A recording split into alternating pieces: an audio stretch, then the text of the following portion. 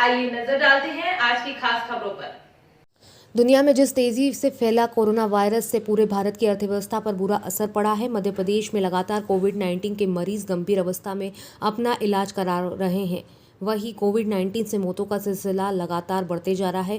मध्य प्रदेश विद्युत अधिकारी कर्मचारी संयुक्त मोर्चा ने प्रबंध निदेशक मध्य प्रदेश पश्चिम क्षेत्र विद्युत कंपनी के अधिकारी को ज्ञापन देकर अपनी मांगे रखी हैं। अधिकारी एवं कर्मचारी अधिनियम संविदा आउटसोर्स के लिए उचित स्वास्थ्य सुविधा प्रदान करने के साथ ही फ्रंट लाइन वर्कर की श्रेणी में रखकर मध्य प्रदेश शासन द्वारा लागू मुख्यमंत्री कोविड-19 कल्याण योद्धा योजना में सम्मिलित करने एवं अन्य विषयों के संबंध में अवगत कराया।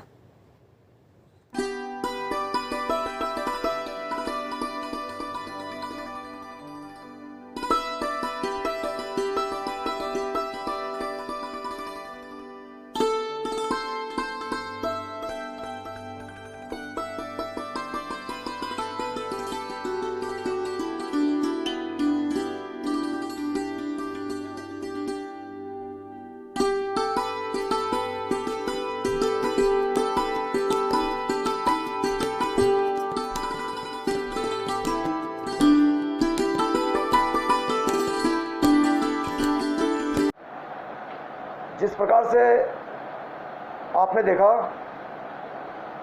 कि इंदौर ही नहीं, प्रदेश ही नहीं, भारत ही नहीं, समूची दुनिया में बीमारी चल रही है और इस बीमारी को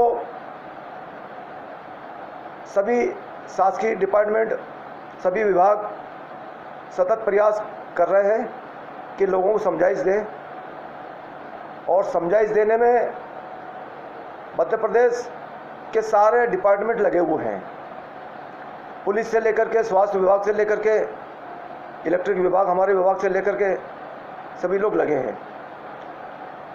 लेकिन सचेत हमारी सभी जनता को रहना पड़ेगा, भाई बहनों को रहना पड़ेगा, लोगों को रहना पड़ेगा कि ऐसे संकट में हमें करना क्या है। दवाइयों का उपयोग और सोशल डिस्टेंसिंग का उपयोग, मास्क का उपयोग हमें ज़रूरी में करना पड़ेगा और संकट में जिस प्रकार से आप हम सब गुजर रहे हैं तो उसका हमें सामना करना पड़ेगा।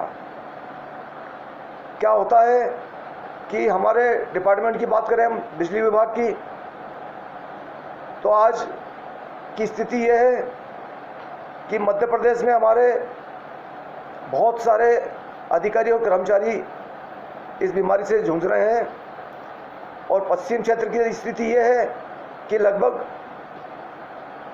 40 लोगों की डेथ हो चुकी है।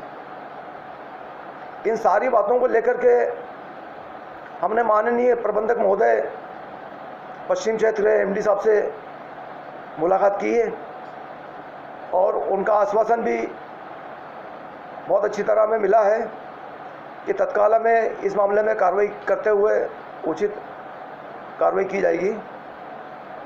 इस प्रकार से जो घटनाएं घट रही हैं वो दुखद घटनाएं हैं और अभी देखने में यह आया है कि जो हमारे मैदानी कर्मचारी हैं और अधिकारी, वो सब लोग पूर्णतः मेहनत कर रहे हैं और घर घर में रोशनी और बिजली देने का काम कर रहे हैं।